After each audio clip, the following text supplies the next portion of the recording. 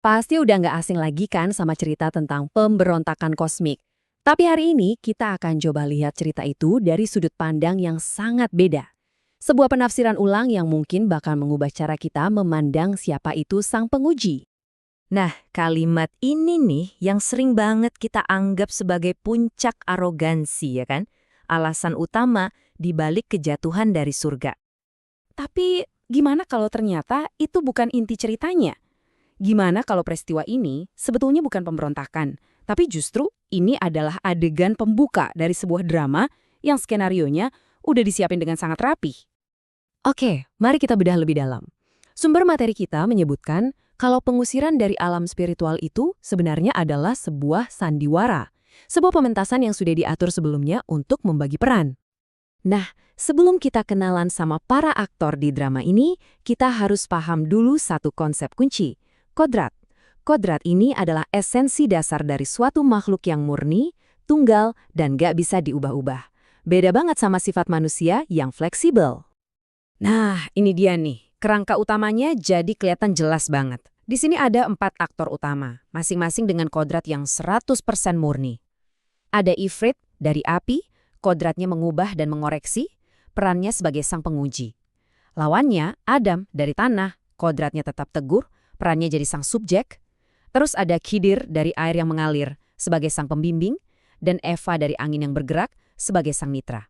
Penting untuk diingat, mereka ini bukan manusia.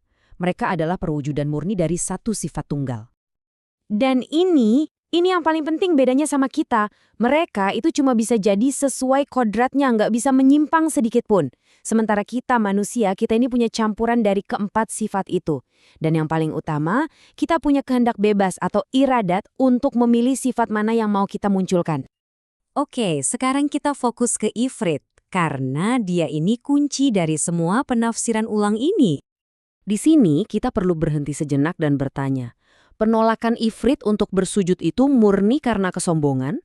Atau jangan-jangan mengingat kodrat apinya yang memang untuk mengubah dan mengoreksi, dia itu secara harfiah emang nggak bisa melakukannya? Wow, definisi ini benar-benar mengubah cara kita memandang segalanya kan? Sifat api Ifrit itu ternyata bukan cuma soal kebanggaan. Itu adalah dorongan mendasar untuk memperbaiki apa yang menurutnya salah. Dan yang lebih mengejutkan, ini digambarkan sebagai salah satu bentuk kasih sayang yang aktif. Dan ini nyambung banget loh sama kita. Pernah nggak sih pas lihat ada yang nggak beres di berita atau medsos, rasanya tuh gatel banget pengen benerin. Pengen komentar, pengen ngubah keadaan. Nah, itulah energi Ifrit yang ada di dalam diri kita. Dorongan untuk mengubah yang akarnya adalah kasih sayang aktif. Nah, ini pertanyaan besarnya. Kalau dorongan buat berubah itu bukan dosa, terus salahnya di mana? Apa kesalahan fatal yang Ifrit lakukan? Nah, ternyata disinilah letak masalahnya. Kesalahannya bukan pada sifat apinya, tapi pada nafsu atau ego yang menodainya. Nafsu ini terbagi jadi 3. Pertama, rasa aku, yaitu fokus sama status dirinya dibanding Adam. Kedua, rasa suci, merasa dirinya paling benar dan penilaiannya nggak mungkin salah. Dan ketiga, rasa minta puji, alias butuh pengakuan untuk membuktikan kehebatannya. Inilah musuh yang sebenarnya. Dari sini, drama kosmik yang tadinya terasa jauh, tiba-tiba jadi sangat personal buat kita semua. Kenapa sih Ifrit yang jadi penguji Adam? Jawabannya simple, karena kodrat mereka itu bertolak belakang 180 derajat. Api itu kodratnya mengubah lingkungan, sementara tanah kodratnya tetap teguh apapun lingkungannya. Jadi perannya Ifrit itu ya untuk terus-menerus menguji kestabilan, menantang keteguhan. Dan karena kita ini keturunan Adam yang punya sifat tanah, ya berarti dia juga ditugaskan untuk menguji kita. Nah, disinilah ujian kita sebagai manusia dimulai. Beda dengan makhluk kosmik tadi, kita punya keempat energi itu di dalam diri kita. Tantangan hidup kita adalah untuk tahu kapan saatnya menggunakan energi api untuk mengubah, kapan pakai energi tanah untuk bertahan, kapan pakai energi air untuk beradaptasi, atau kapan pakai energi angin untuk bergerak. Dan yang terpenting, melakukan pilihan itu tanpa dinodai oleh ego. Artinya apa? Artinya kita butuh pergeseran paradigma total dalam melihat sosok ini, bukan lagi sebagai musuh. Kalimat ini mengubah segalanya. Fokus kita bukan lagi mengalahkan musuh. Fokusnya adalah gimana caranya kita lulus ujian. Oke, mari kita rangkum poin-poin penting dari paradigma baru ini.